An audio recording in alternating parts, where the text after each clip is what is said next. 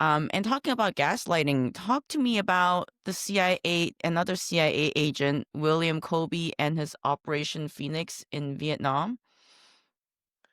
So, you know, Americans will say, "Oh yeah, this is well and good, but look at the pilots in the Hanoi Hilton." Well, look at the pilots in the Hanoi Hilton. The Vietnamese did not take wooden sticks with bent and stick them up the pilot's anus. The Vietnamese starved none of those pilots to death. The Vietnamese did not beat the pilots to death in front of the other pilots.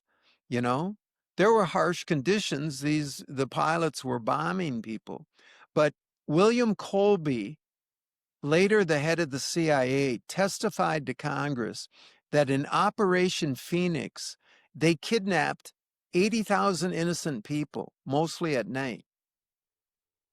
Just a minute, what? If a Nazi guard went before Congress and said, I killed 5 people, he would have been handcuffed.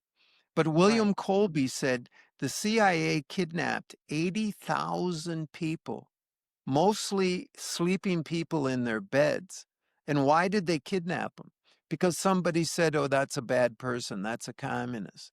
So they were kidnapped. Almost all of these people were tortured to death. The Bell telephone hour, where they uh, put a crank telephone on the female or male genitals and then cranked the phone and electrocuted people. They had curved sticks to go up the anus. They had a wooden dowel that they would tap, tap, tap into your ear, and it would go through your brain. And they had horror instruments. They called them detention centers, but they were torture centers all around Vietnam.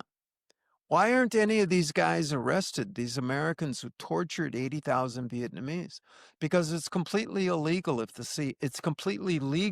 CIA does it overseas. It's outrageous. So And 80,000 deaths, and I asked the listener, have you heard about this? Have you seen a documentary on it? How about some, good Americans out there at night, blackface, capturing a woman out of her bed, bringing her to a torture chamber. She's handcuffed to a table.